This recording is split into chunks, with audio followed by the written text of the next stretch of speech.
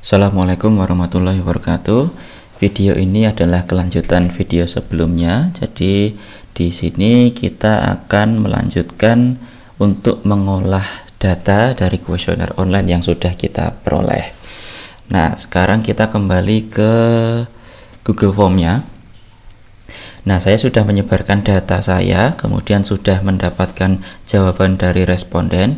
Nah, ini masuk ke sini, skala kepribadian ini.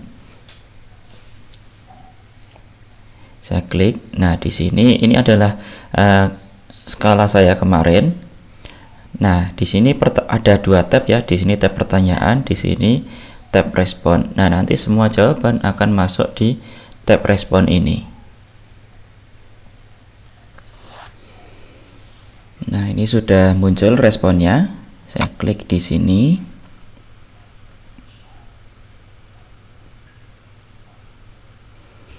Nah, ini adalah respon secara umum gitu ya. Ini ada jenis kelamin, ada umur, kemudian kesediaan, kemudian ini tiap itemnya. Nah, tapi kita tidak butuh ini dulu. Kita langsung saja download data ini dalam Excel. Klik di sini ada gambar segitiga ini ya. Segitiga warna hijau ini ya, kotak warna hijau ini.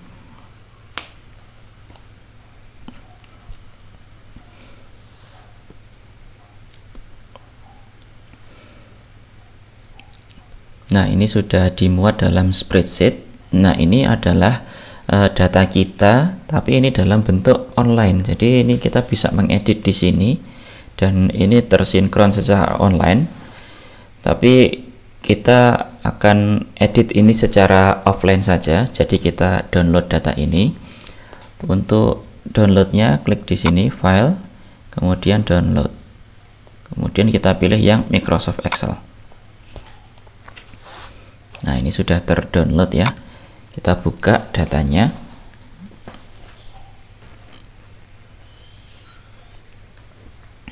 Oke. Nah, sekarang kita rapikan dulu datanya. Kita tidak memerlukan timestamp ini. Kita bisa hapus saja. Mungkin lebih baik justru kalau kita kasih nomor responden ya. Nomor, tapi sebelumnya kita cek dulu apakah semuanya ini kan ada yang tidak bersedia ya. Nah, ini mending kita delete saja karena datanya juga tidak ada. Oke, saya rasa sudah semua. Sekarang kita berikan nomor responden. Ini untuk kode saja supaya memudahkan. Untuk mengopi ke bawah cukup ini ada tanda plus ya. Plusnya berubah jadi plus hitam, kita double klik di sini. Nah, ini sampai bawah sudah dilanjutkan. Nah, selanjutnya ini adalah skala yang pertama, kemudian sampai 50 butir ya. Nah, ini skala yang kedua. Nah, supaya gampang mengidentifikasinya, kita ganti saja ini menjadi kode. Misalkan tadi skalanya IPIP ya, saya kode saja IP1, IP2. Nah, kita copy ke sana sampai 50. Oke. Nah, yang ini skala panas, saya kode 1 PN1, PN2, saya copy sampai ke sana. Nah, ini bisa kita kecilkan kolomnya, kita blok di atasnya ini ya. Kemudian bisa kita sesuaikan sesuai ukurannya. Nah, ini lebih efisien. Nah, kita sudah dapatkan skor mentah. Supaya tidak bingung, ini kita berikan warna yang berbeda saja untuk skala panas. Nah, sini kita kasih warna kuning. Nah, supaya jelas batasnya. Nah, sekarang kita mau mengolah data ini. Tapi sebelum kita olah, kita harus tahu item mana saja yang sifatnya unfavorable. Unfavorable itu apa? Nah, saya coba lihat di skalanya saja supaya tidak bingung. Nah, ini adalah kisi-kisi atau blueprint dari skalanya. Ini misalkan skala IPIP ini kan mengukur Big Five. Big Five ini ada 5 dimensi yang harus diskor secara sendiri-sendiri per dimensi. Untuk dimensi extraversion, itemnya ini. Item nomor 1, 11, 21, 31, 41, 6. Nah, item nomor 6, 16, 26, 36, 46 itu adalah item unfavorable. Kalau kita lihat di sini butirnya nomor 6. Tidak banyak berbicara. Jadi item unfavorable itu adalah item yang tidak searah atau tidak sejalan dengan konstruk yang mau diukur, atau yang tidak mendukung gitu. Bandingkan dengan item nomor 1. Menghidupkan suasana dalam suatu acara. Jadi kalau orang extraversion itu kan memang menghidupkan suasana, sedangkan nomor 6 tidak banyak berbicara, itu berarti kebalikannya. Nah, untuk item-item yang seperti ini kita harus scoring secara terbalik.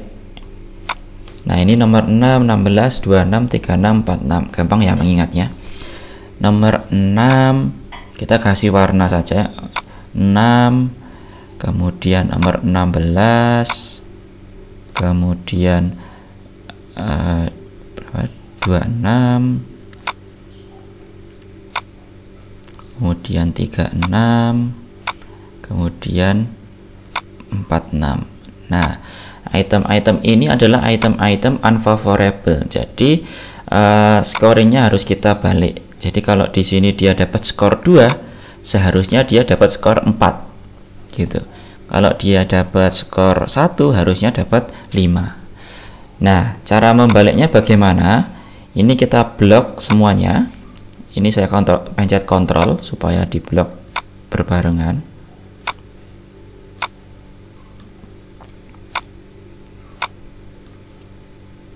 Nah, kemudian cara mengubahnya saya gunakan fungsi find and replace. Ctrl H, tekan Ctrl H. Nah, kita ganti angka 1. Angka 1 akan berubah menjadi angka 5, tapi jangan ditulis angka 5, ditulis saja huruf 5 gini. Nah, kenapa kok tidak angka 5? Karena nanti kalau kita mau mengubah angka 5 menjadi 1, dia ikut berubah lagi gitu. Jadi kita tulis saja huruf 5. Kemudian angka 2 diubah menjadi 2, berarti dapat 4. 3 tetap 3 ya. 4 berubah menjadi 2. Nah, karena 2-nya sudah berubah semua, jadi boleh saya tulis angka. Nah, angka 5 dapat 1. Nah, kemudian kita kembalikan yang 4 ini. 4 adalah 4. Kita replace all. Kemudian 5 menjadi 5. Nah, oke. Sudah selesai. Nah, ini angkanya, nomor itemnya jadi berubah ya. Kita perlu perbaiki lagi. Ini tinggal kita copy lagi saja. Kita tarik saja. Nah, dia kembali lagi. Nah, item unfavorable sudah kita ubah. Nah, ini baru yang dimensi extraversion. Dimensi agreeableness, conscientiousness, emotional stability, dan intellect belum. Nah, nanti bisa dikerjakan sendiri. Kita berikan contoh satu saja. Nah, sekarang kita butuh tahu skor total dari extraversion. Nah, extraversion itu item nomor 1, 6, 11, 16, 21, 31, dan seterusnya ya. Selisihnya 55 ya, konstan. Oke, berarti kita jumlahkan item-item tersebut sama dengan sum buka kurung. Nah, item nomor berapa saja tadi? 1. Ini ya, 1, 6, 11, 16,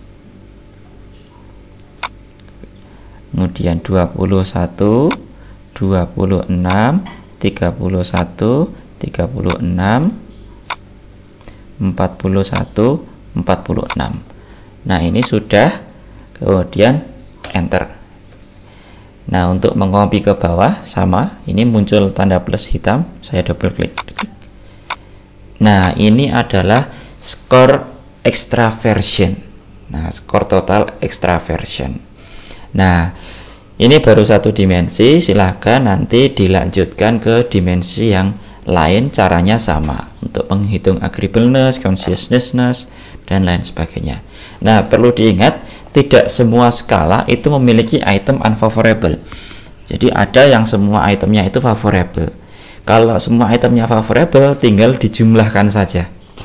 Itu tinggal kita jumlahkan langsung, tidak perlu diubah seperti tadi. Gitu. Nah, dan terkadang satu skala itu memang hanya mengukur satu konstruk gitu. Kalau ini kan Big Five, jadi satu skala ini ada 5 konstruk gitu. Nah, kalau satu skala satu konstruk, tentu langsung kita jumlahkan saja dari item pertama sampai terakhir. Nah, sekian mengolah data yang kita peroleh dari Google Form. Selanjutnya data ini kalau sudah selesai bisa kita kita ekspor ke SPSS atau JAS untuk diolah lebih lanjut. Baik, terima kasih. Assalamualaikum warahmatullahi wabarakatuh.